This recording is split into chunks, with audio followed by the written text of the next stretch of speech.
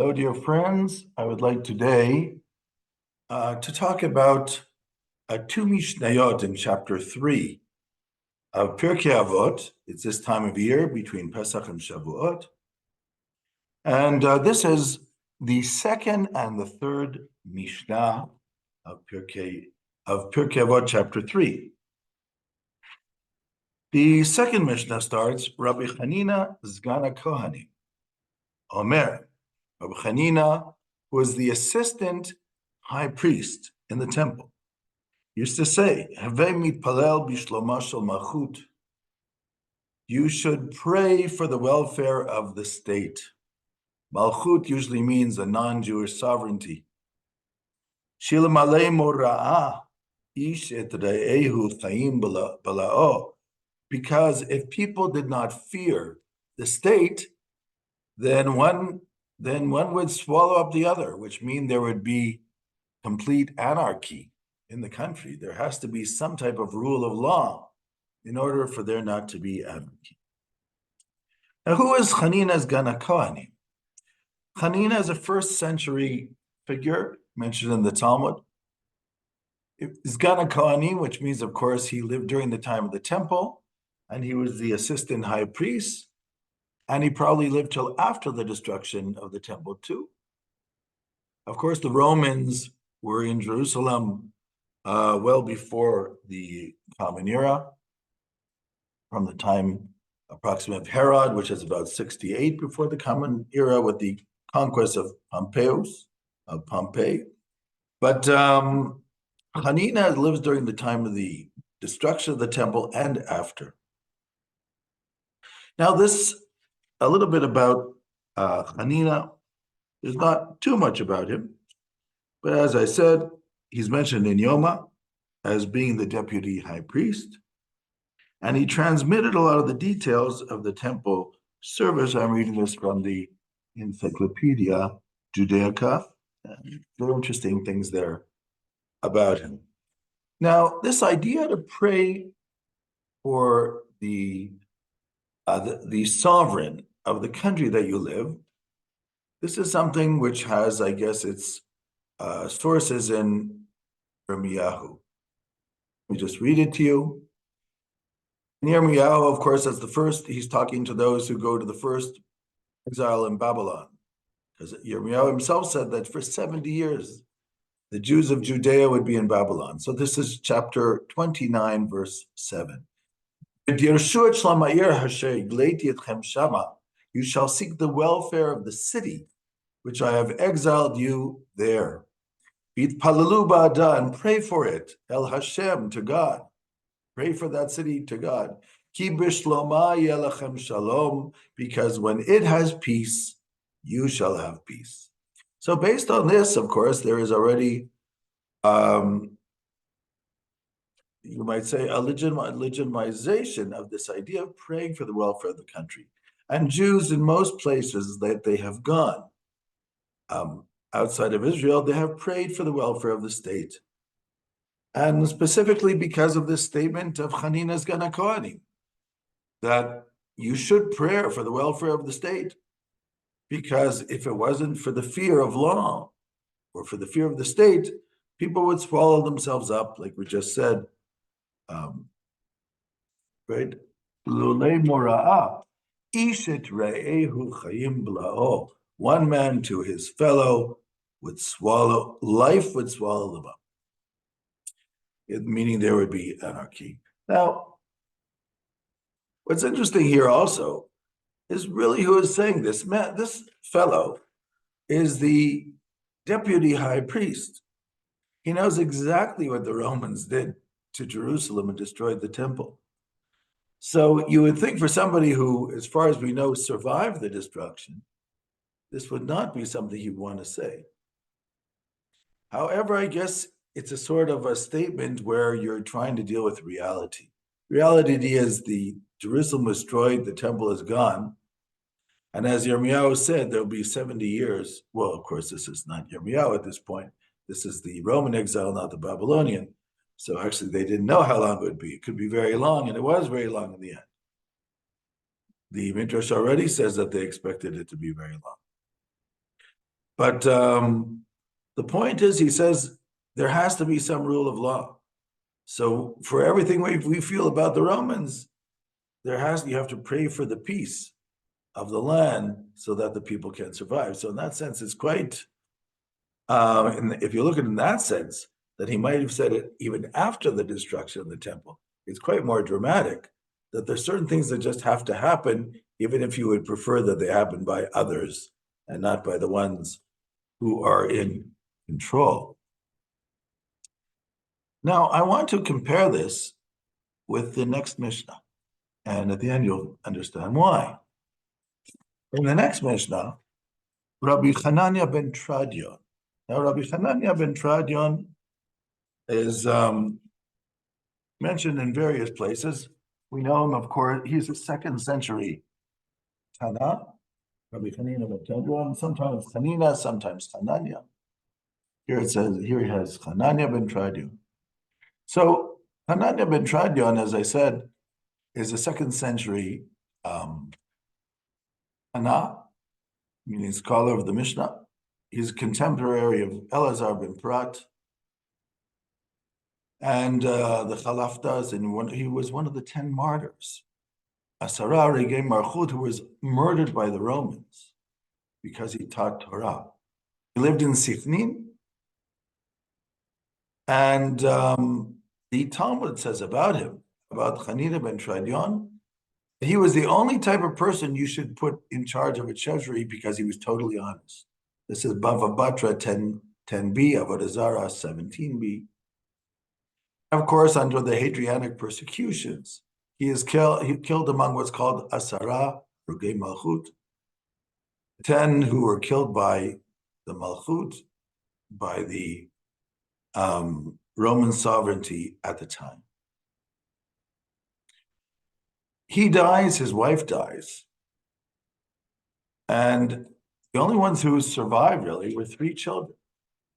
One of his children, a daughter, is very well known, Bruria, who married Rabbi Meir, was a scholar in her own right. He had another daughter who was sold into prostitution by the Romans as a punishment, and Rabbi Meir was able to rescue her. This is also told about Azara 18a. And he had several sons, one of them who survived, and one of them who was a scholar and survived, another one survived but became a criminal until he had teshuva. But a very tragic life. Hanina ben Tradion. What's Hanina ben Tradion say? Shnaim sheyoshvi, 2 who sit together. Ve'ein beinehem divrei Torah, and they do not have the words of Torah between them. Hareze moshav leitzim. This is what King David describes in the first chapter of Tehillim, of the Psalms, as a moshav leitzim, which would be, you might say, a group of no-gooders, of jesters, those who don't care about serious things in life. Moshav leitzim. As it says, of Moshav leitzim lo yashav, it says about happy is the one who did not join the groups of jesters who make fun of everything. But when 2 people said, V'yesh b'nehem divrei Torah, and they speak the words of the Torah. Actually, it doesn't say they speak. It says there is between them the words of the Torah. Shechina shruya b'nehem, the divine presence will be found among them. Shenemar, as it says in the verse, Az nidbaru yirei Hashem ish el re'ehu vayakshev Hashem vayishma. So it says, Az, this particular pasuk says, now this pasuk is actually taken from Malachi, chapter 3:16. As nidbaru yirei Hashem. Nidbaru is also an interesting. Nidbaru is in the passive. They were in a talking state. As nidbaru yirei Hashem. The 2 in plural. those who fear the Lord were in a talking state, Isha Re'eh, one to the other. And God listened. God, it says, Vayakshev Hashem Vayishma, which really means God made the effort, because in Hebrew we have to listen and to be heard, but in the way that one is active, one is more active and one is more passive. Vayakshev is the more active. God made the effort to listen, and he heard. Vayikatev b'sefer zikaron lefanav, and it was written down in the memorial book, the book of remembrance in front of him, meaning in front of God. The Yirei Hashem, the book which is for those who fear God and those who think of his name. So, what is Hananiah saying, or Hanina? What is his proof? Because it says Malachi, when there is speech of Torah between those who fear God, God listens. God is listening. That means that the Shekhinah is presence, God's presence is there. Then he says, Ein li ela shnayim. That's, of course, if you have at least two, because it's in the plural. Minayin afilu echad. But how do we know that even if one person is sitting and studying, then it's as if he kept the whole Torah? This is, I'm reading to you, by the way, the version of the Maharal Mipad, which is very interesting because the normal version is different. I have to admit that I found it very interesting that there are three different versions to this part of the Mishnah, which I was not aware of. The version of the Maharal of Prague is, and how do you know that even one who is sitting and studying, it's as if he kept the whole Torah. It doesn't say it's as if the divine presence is there, or the divine presence is there. Another version is in the Kahati Mishnayot, says, and how do you know even one, meaning that the Shekhinah is there. And then the third version, which is the more common version, which I'm taking from the Magid Koren Sidur, but this is the much more common one, Uminayin afilu echad. And how do you know if one person studies Torah that God gives him a reward, not the Shekhinah is there? In other words, according to that version, which is the most popular one, the Shekhinah will not be present for one person, but there'll still be a reward. So what is it? A reward, or as if he kept the whole Torah? Or is it that the Shekhinah is there? Now, the verse which is brought is also extremely unusual verse. The verse says, Yeshev badad v'yidom ki natal alav. Yeshev badad v'yidom, which means let him sit by himself and be quiet. Now, this is taken from Lamentations, Eicha, chapter 3.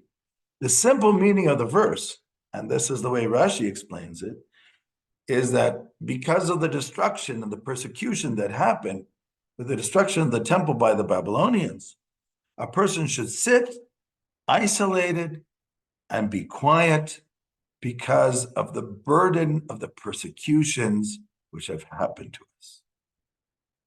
What is the possible connection between this and how could it possibly prove what Hananiah ben Tradion just tried to prove? The only way you can understand it is by reading Targum Yonatan ben Uziel, which I'm going to read to you. Okay, so I'm going to share this with you now. What it says, and this is Targum of Yonatan ben Uziel. On Yeshev badad v'yidom, let him sit isolated and be quiet. Ki natal alav, because the burden was upon him. He says, Yeshev b'chodoi, let him sit isolated, v'yishtok, and be quiet.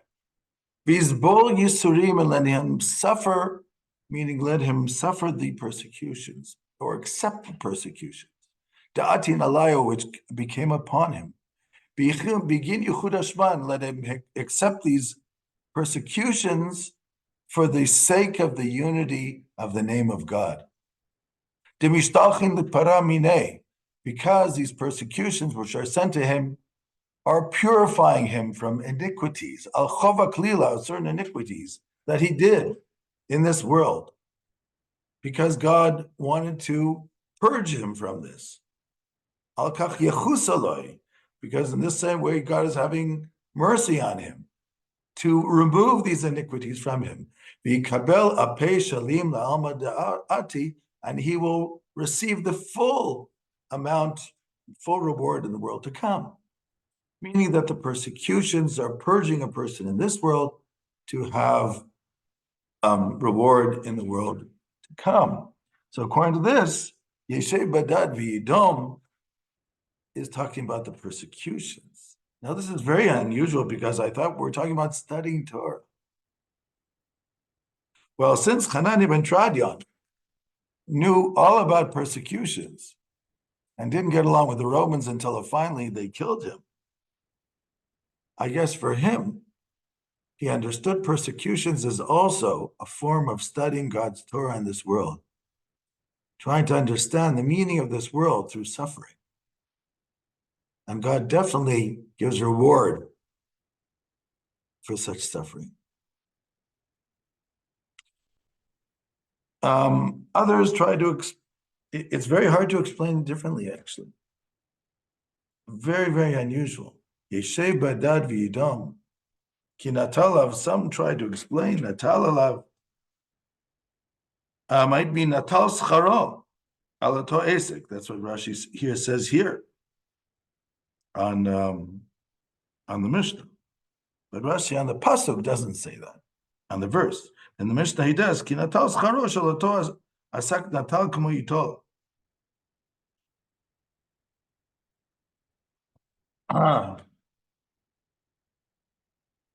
Yes. So I think this idea that the simple meaning of the pasuk makes it even more profound. Sometimes events in life are a teaching, and they're a teaching of the Torah. Meaning, when you try to understand God's intervention in life, in good times and in tragic times, they teach us things, and that's also Torah.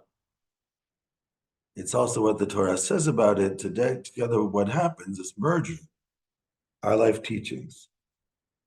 It's not surprising that people who have gone through difficult times become the ones who are most creative sometimes. Writing the stories and the poetries and the artists and who see life in a slightly different perspective. Now I'd like to take the two Mishnayot and put them together. Mishnah number 1, Chanina's Gana Kohani. He's saying, you have to pray for that foreign government, which is sovereign, because there has to be a rule of law. And if there's no rule of law, man will eat up another. But how is the term here? It says, Ish et re'ehu, one man to his fellow. Et. Et in Hebrew is sort of like an object is also et. Lakachti et kadur, I took the ball. Meaning in the way society is, people look at each other as Martin Buber would call the I-it relationship. Meaning not in any personal way, but you want to make sure there's no damages, that people don't hurt each other. So from that point of view, where human beings are just objects, there has to be at least a rule of law that one does not devour the other. Hanania, a very honest person, understands life differently. Yes, when life is ish et re'ehu, when people don't seem to care much about others, you definitely need that rule of law. And that rule of law is going to be what keeps one person away from the other and keeps society out of anarchy. But there is another option. It's called an option of society where Shekhinah benehem, where the divine presence is among people.